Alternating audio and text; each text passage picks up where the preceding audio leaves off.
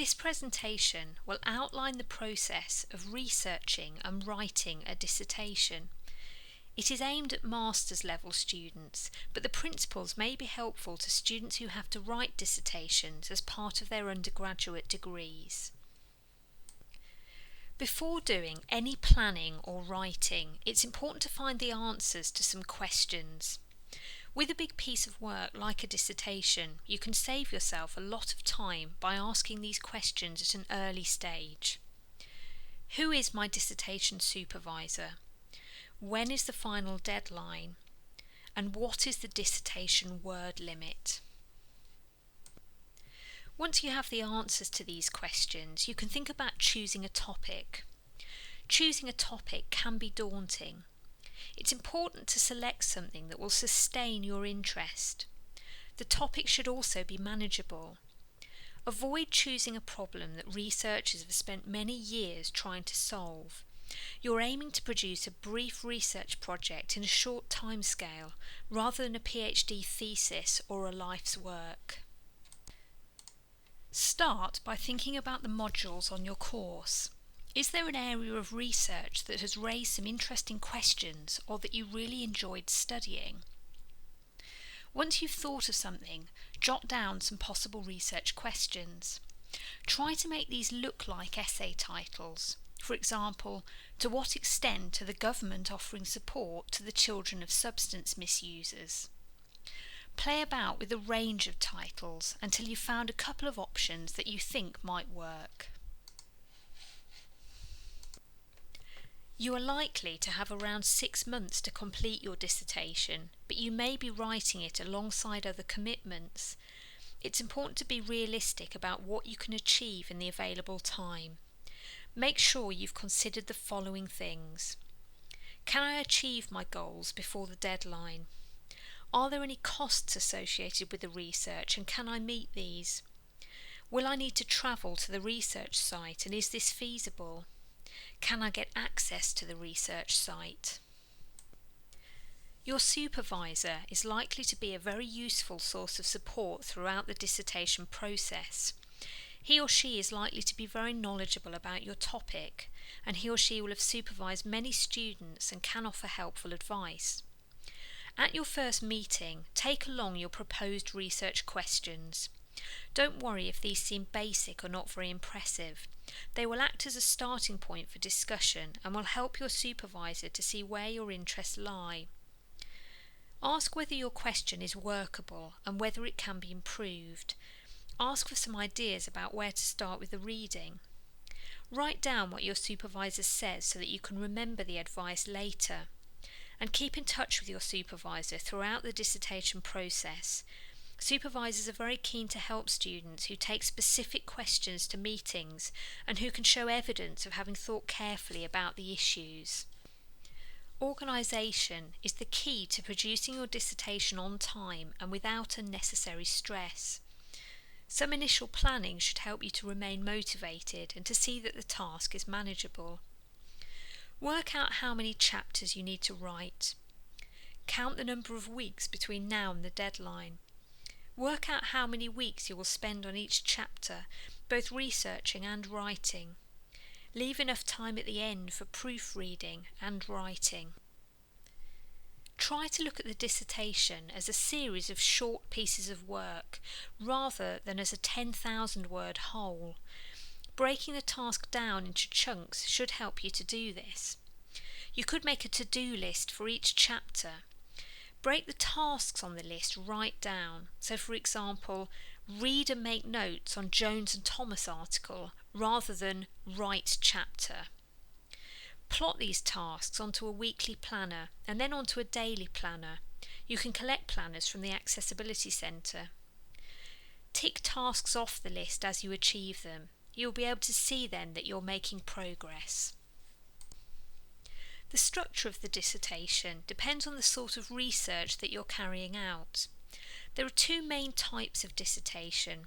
First, there's a project that involves an element of primary research.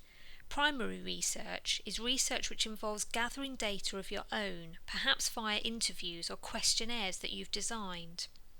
Or secondly, There's a project that's based on an extended literature review or theoretical research. This sort of project relies on data that has been collected by other researchers. It's useful when the topic you are studying is very sensitive or the data very difficult to collect. There is a set format for the structure of your dissertation. Always check your course handbook for exact details because each department has slightly different criteria. The broad structure of a primary research project is outlined in the box on the right. More detail about each chapter will be outlined later in the presentation. The suggested word count for each chapter is based on an 8,000 to 10,000 word dissertation. So the dissertation could be set out in the following way. Start with an introduction, which might be between 800 and 1,000 words in length. You could then move to the literature review, which would typically be 1,200 to 2,000 words in length. Next, write the methodology, which might be between 1,500 and 2,000 words. Then you need to include a chapter on the research process if you're in the School of Social Work, which might be between 800 words and 1,000 words. The next chapter is your data analysis chapter, which could be between 2,000 and 2,200 words. You might then have a chapter about your research findings, which would be between 1,000 words and 1,200 words, and finally the conclusion, which is typically between 800 words and 1,000 words. The broad structure of an extended literature review or theoretical research is outlined in the box on the right. The suggested word count for each chapter is again based on an 8,000 to 10,000 word dissertation. And the dissertation could be set out in the following way. Start with an introduction, which is between 800 words and 1,000 words in length. Next comes your methodology, which is between 1,500 words and 2,000 words. You might then have 2 or 3 chapters on specific issues or debates, and these might be between 4,000 and 5,000 words in total for the 2 or 3 chapters. You then might want a chapter on the key themes, which should draw together the key themes from the above chapters, relating them to your research question, and that chapter might be between 1,000 and 2,000 words in length. And finally comes your conclusion, which is between 800 words and 1,000 words. Some departments require students to produce a dissertation plan or proposal before they start writing. Producing a plan or proposal is a good idea, even if it's not a course requirement. It will help you to identify where you're going with the project. The research proposal could be organised in the following way. So start with these statements. This project will consider. The project aims to. The data will be gathered by. These methods were chosen because. Potential problems with the project are, and expected outcomes are. Once you've produced this and shown it to your supervisor, you may be ready to start your research. The next section will describe the purpose of each dissertation chapter and what you need to do before you start writing. The purpose of the introductory chapter is to set out the scope of your research project and to explain how you will go about answering your research questions. This chapter is typically between 800 and 1,000 words. The introduction should describe your topic and introduce the research questions. It should explain the significance or importance of the topic and why you have chosen it. It should also explain the structure of your dissertation by briefly describing the purpose of each chapter. After completing a dissertation plan or proposal, most people begin their reading, and you may already have done some work on this. This is in preparation for writing the literature review. This process is useful because it introduces you to what other researchers are saying about your topic of interest. Undertaking the literature survey could involve meeting with your supervisor to ask for recommended texts. But bear in mind that the dissertation is testing your independent research skills, so you can't expect more than a couple of text recommendations which are designed to start you off. You could also meet with the subject librarian, who will provide advice on possible sources. You could search for books and journal articles via the library catalogue. You could search recommended websites. And you could look at the abstracts for journal articles to decide whether they're relevant before reading the whole piece. If you're unsure about the process of researching and taking notes, you might like to see the presentation called Active Reading, which is at http://connect.le.ac.uk/reading, or the presentation on Making Notes, which is at http://connect.le.ac.uk/making notes. Once this process of literature survey is complete, you can start your literature review chapter. A lot of people write the literature review chapter first. This is a chapter that you can write without having gathered any primary data.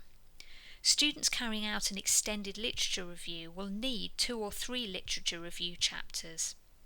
The function of the literature review chapter is to identify the key debates in your research area, which includes the theories or ideas of researchers in the field. It's to evaluate these ideas. Can you see any flaws in the arguments presented? The function of the literature review chapter is also to analyse the assumptions of other researchers. The process of collecting data only applies to students who are carrying out a primary research project. Students who are carrying out an extended literature review will produce 2 or 3 literature review chapters that present what other researchers have found. The data collection for primary researchers can be time-consuming. It needs to be well thought out to avoid collecting more data than you can use. Ask your supervisor for guidance on data collection. Leave enough time to negotiate access to the research site. When interviewing people, make sure you are well prepared for the meeting. Think about how you will record any information that you collect, and set up a system for analysing and storing your data. The methodology chapter is another chapter that can be written early in the process. You can start writing this chapter as soon as you've decided on your data collection methods. The purpose of the methodology is to allow you to justify your chosen research methods. In this chapter, you should state your research question and how it relates to existing literature. You should describe how you will investigate your research questions. Are you using interviews, questionnaires, or diaries, for example? Explain why these methods are suitable in helping you to answer your research questions. Why use these and not other methods? What are the limitations of your chosen approaches? And are there any ethical issues you need to consider? It's expected that your methodology chapter will include references. There are a number of books in the library that cover the strengths and weaknesses of different research methods, and you should refer to some of these in relation to the methods that you have chosen. The research process chapter is only required of School of Social Work students. This chapter allows you to explain how your research changed over the course of the project, and the chapter needs to be between 800 and 1,000 words in length. Most people find that they have to adapt their research methods in some way after the project has started.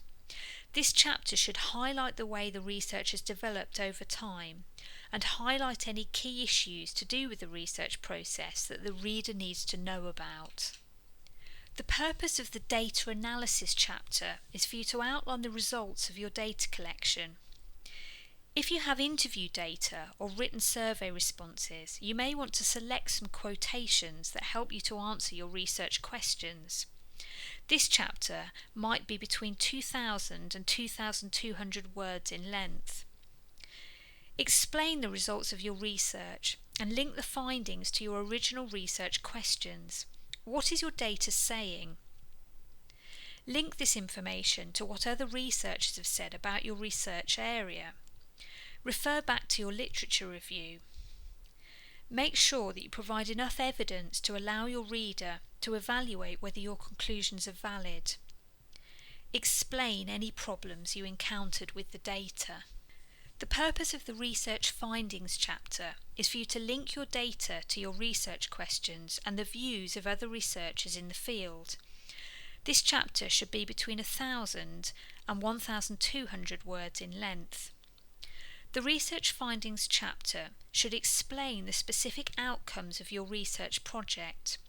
It should refer back to your research questions and show how the project outcomes address the original questions.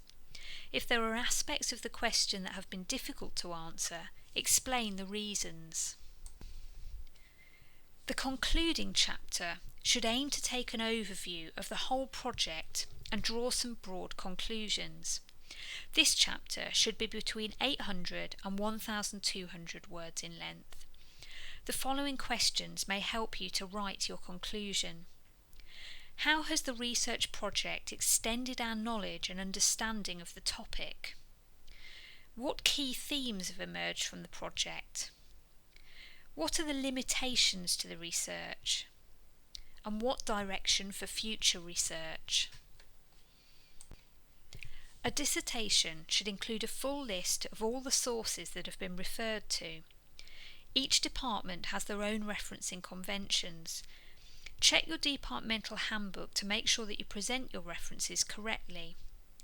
Some general guidance might be to check the spellings of author names throughout your writing.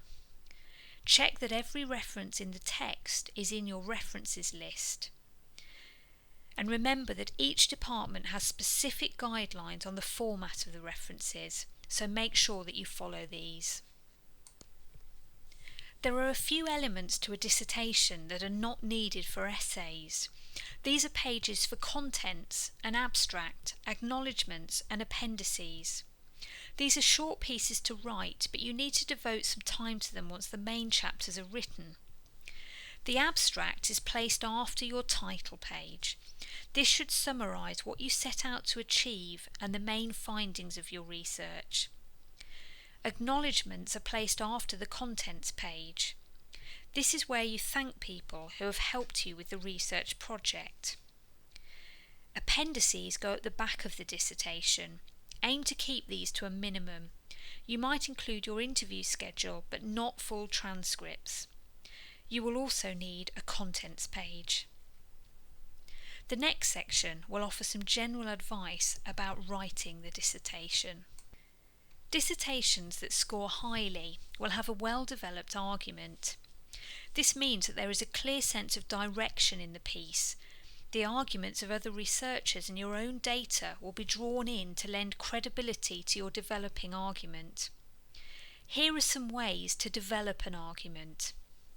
You could agree with or reject the point of view of another researcher or researchers. For example, Smith suggests that, however, his argument does not take account of. You could develop an existing point of view. For example, if Bernstein's ideas about framing are applied to this problem, it is possible to see that. You could come up with a new perspective on a problem or issue, perhaps by applying a new theory or introducing new information. For example, in view of the government's new policy on, the problem can now be redefined as. Developing an argument does involve stating your opinion. The marker is interested in your opinion and wants to hear your thoughts on the research question. However, there are conventions for expressing your opinion in academic writing. You should avoid saying, "I think" or "I believe."